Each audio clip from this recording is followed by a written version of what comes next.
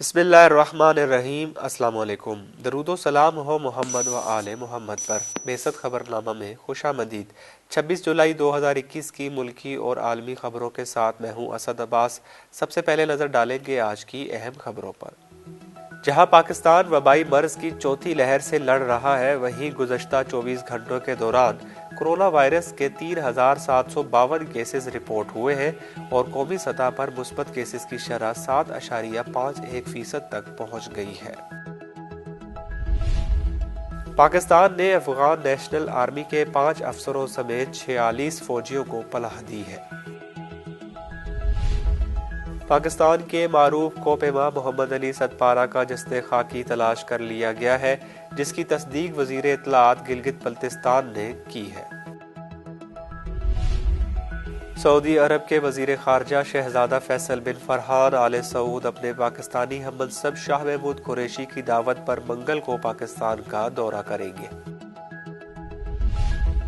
چین کے نائب وزیر خارجہ نے امریکہ پر زور دیا ہے کہ وہ دنیا کے سامنے چین کا برا تاثر پیش کرنا بند کر دے۔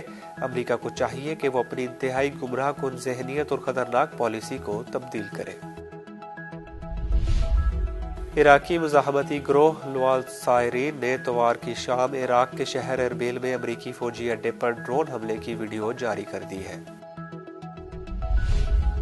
امریکہ نے طالبان کے خلاف افغان فورسز کی مدد جاری رکھنے کا وعدہ کیا ہے۔ بحرین کے عوام نے اس ملک کے مختلف علاقوں میں ایک بار پھر مظاہرہ کر کے سیاسی قیدیوں کی رہائی کا مطالبہ کیا ہے۔ اسرائیلی لڑاکا طیارے نے غزہ میں ایک بار پھر بمباری کی، جس سے کچھ گھروں اور ایک اسکول کی عمارت کو نقصان پہنچا ہے۔ خبر رساں ادارے نے دمشق کے گرد راکٹ حملوں کو پسپا کرنے میں شام کے فضائی دفاعی نظام کی کامیابی کی اطلاع دی ہے۔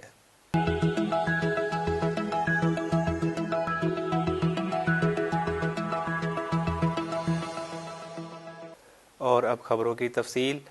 جہاں پاکستان وبائی مرض کی چوتھی لہر سے لڑ رہا ہے، وہیں گزشتہ 24 گھنٹوں کے دوران کرونا وائرس کے 3752 کیسز رپورٹ ہوئے ہیں اور قومی سطح پر مثبت کیسز کی شرح 7.51% تک پہنچ گئی ہے۔ National command and operation centre کے مطابق 21 مئی کو رپورٹ ہونے والے 4007 کیسز کے بعد سے اب تک رپورٹ ہونے والے کیسز کی یہ سب سے زیادہ تعداد ہے، جبکہ ایک روز قبل 2819 کیسز رپورٹ ہوئے تھے۔ دریں اثنا ملک میں مثبت کیسز کی شرح 19 مئی کے 8.23% کے بعد سب سے زیادہ ریکارڈ کی گئی ہے۔ گزشتہ 24 گھنٹوں کے دوران 49,947 ٹیسٹ کیے گئے اور 32 اموات رپورٹ ہوئی۔ ملک میں وائرس کے کیسز کی مجموعی تعداد بڑھ کر 10,08,446 ہو گئی ہے اور وائرس سے اموات کی تعداد 23,048 ہے۔ کراچی کے 4 بڑے اسپتال کورونا مریضوں سے بھر چکے ہیں۔ ہسپتالوں میں کورونا مریضوں کی تعداد 1100 سے زائد ہو گئی ہے۔ خیال کیا جاتا ہے کہ کورونا وائرس کی زیادہ تیزی سے منتقل ہونے والی ڈیلٹا قسم ملک کی چوتھی لہر کی ذمہ دار ہے۔ وائرس کی یہ قسم سب سے پہلے مارچ میں بھارت میں سامنے آئی۔ ڈیلٹا قسم 90 سے زیادہ ممالک تک پھیل چکی ہے اور یہ بھارت، برطانیہ، روس، اسرائیل، سنگاپور اور 1 درجن سے زائد دیگر ممالک میں غالب ہے۔ سائنسدانوں کا کہنا تھا کہ ڈیلٹا قسم میں ایسی خصوصیات ہیں جو جسم کے مدافعتی نظام کو خراب کر سکتی ہیں۔ اس کے علاوہ یہ اب تک کسی بھی قسم سے سب سے تیزی سے پھیلنے کی صلاحیت بھی رکھتی ہے۔ پاکستان نے افغان نیشنل آرمی کے 5 افسروں سمیت 46 فوجیوں کو پناہ دی ہے۔ پاک فوج کے شعبہ تعلقات عامہ ISPR کے مطابق چترال اروندو سیکٹر کے پاس تعینات افغان آرمی کے کمانڈر نے پناہ لینے کے لیے ایک پاک فوج سے رابطہ کیا۔ یہ افغان سپاہی پاک افغان بین الاقوامی سرحد پر واقع اپنی چوکی پر مزید قبضہ جاری رکھنے کے قابل نہیں رہے تھے، لہٰذا ان 5 افسران سمیت 46 افغان فوجیوں کو پاکستان میں پناہ اور محفوظ راستہ دیا گیا، جس کے بعد 46 فوجی چترال اروندو سیکٹر پہنچے۔ ISPR کے مطابق پاکستان پہنچنے والے افغان فوجیوں کو خوراک، شیلٹر اور طبی امداد فراہم کی گئی۔ پاک آرمی نے معلومات اور ضروری کارروائی کے لیے افغان آرمی سے رابطہ کیا ہے۔ افغان فوجیوں کو قانونی عمل سے گزار کر افغان حکام کے حوالے کر دیا جائے گا۔ واضح رہے کہ 1 جولائی کو بھی 35 افغان فوجیوں نے پاکستان سے پناہ مانگی تھی اور انہیں بھی پناہ اور محفوظ راستہ دے کر افغان حکام کے حوالے کر دیا گیا تھا۔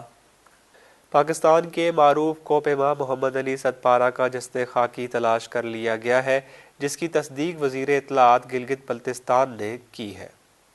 تفصیلات کے مطابق قومی ہیرو محمد علی ستپارہ کا جسد خاکی مل گیا۔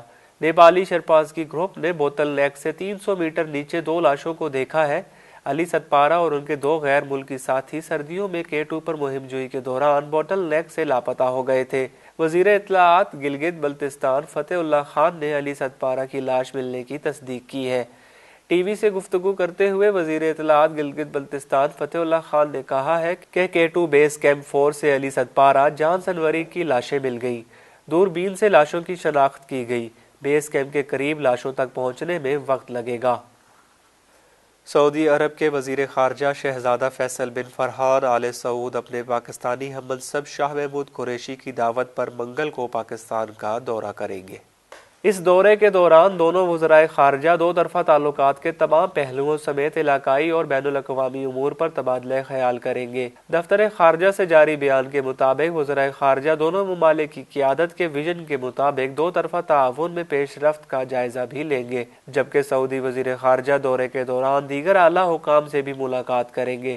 دورے کے دوران سعودی حکومت کے سینئر حکام پر مشتمل وفد بھی شہزادہ فیصل بن فرحان کے ہمراہ ہوگا۔ دفتر خارجہ کے ترجمان زاہد حفیظ چودھری نے کہا کہ پاکستان اور سعودی عرب کے درمیان دیرینہ اور تاریخی برادرانہ تعلقات ہیں، جس کی جڑیں مشترکہ عقیدے، تاریخ اور باہمی حمایت کی مستحکم بنیادوں پر استوار ہیں۔ فرانسیسی خبر رساں ادارے کے مطابق یہ صدر جو بائیڈن کی انتظامیہ کا چین میں پہلا اعلیٰ سطح کا دورہ ہے۔ چین کے نائب وزیر خارجہ نے امریکہ پر زور دیا ہے کہ وہ دنیا کے سامنے چین کا برا تاثر پیش کرنا بند کر دے۔ امریکہ کو چاہیے کہ وہ اپنی انتہائی گمراہ کن ذہنیت اور خطرناک پالیسی کو تبدیل کرے۔ شرمین اتوار کو ایک ایسے وقت پر تیانجن شہر پہنچی ہے جب سائبر سیکیورٹی سے لے کر انسانی حقوق تک مختلف امور پر دنیا کی دو بڑی معیشتوں کے مابین تعلقات بدستور خراب ہو رہے ہیں۔ چین کی وزارت خارجہ کے جاری بیان میں کہا گیا ہے کہ ہم امریکہ پر زور دیتے ہیں کہ اپنی انتہائی گمراہ کن ذہنیت اور خطرناک پالیسی کو تبدیل کرے۔ بیان میں مزید کہا گیا ہے کہ امریکہ چین کو دشمن تصور کرتا ہے۔ چینی وزارت خارجہ نے تعلقات کو تعطل اور شدید مشکلات میں گھرا ہوا قرار دیا ہے۔ فرانسیسی خبر رساں ادارے کے مطابق یہ صدر جو بائیڈن کی انتظامیہ کا چین میں پہلا اعلیٰ سطح کا دورہ ہے۔ شیرمن اتوار کو ایک ایسے وقت پر تیانجن شہر پہنچی ہے جب سائبر سیکیورٹی سے لے کر انسانی حقوق تک مختلف امور پر دنیا کی دو بڑی معیشتوں کے مابین تعلقات بدستور خراب ہو رہے ہیں۔ چین کی وزارت خارجہ کے جاری کردہ بیان میں کہا گیا ہے کہ ہم امریکہ پر زور دیتے ہیں کہ اپنی انتہائی گمراہ کن ذہنیت اور خطرناک پالیسی کو تبدیل کرے۔ بیان میں مزید کہا گیا ہے کہ امریکہ چین کو دشمن تصور کرتا ہے۔ چینی وزارت خارجہ نے تعلقات کو تعطل اور شدید مشکلات میں گھرا ہوا قرار دیا ہے۔ خبر رساں ادارے کے مطابق وینڈی شیرمن کی آمد سے ایک روز قبل چینی وزیر خارجہ وانگ یی نے خبردار کیا تھا کہ چین تعلقات میں امریکہ کی بالادستی کو قبول نہیں کرے گا۔ عراقی مزاحمتی گروہ لوالصائرین نے اتوار کی شام عراق کے شہر اربیل میں امریکی فوجی اڈے پر ڈرون حملے کی ویڈیو جاری کر دی ہے۔ ویڈیو میں ڈرون حملے کا وقت جمعہ کے دن 1:45 دکھایا گیا ہے۔ ہفتہ کی صبح ٹیلی گیر صفحے پر لوالصائرین نامی گروہ کے معلوماتی اڈے پر اطلاع ملی ہے کہ اربیل میں واقع الحریر کے امریکی اڈے کو جمعہ کی صبح خودکش ڈرون نے نشانہ بنایا تھا۔ عراقی مزاحمتی گروہ نے ایک بیان میں کہا ہے کہ ہم عراقی کردستان کے صوبہ اربیل میں واقع الحریر اڈے کو نشانہ بنانے کے لیے ایک آپریشن شروع کر رہے ہیں، جہاں بزدل امریکی قابض اور ان کے جاسوسوں اور کرائے کے فوجیوں نے پناہ لے رکھی ہے۔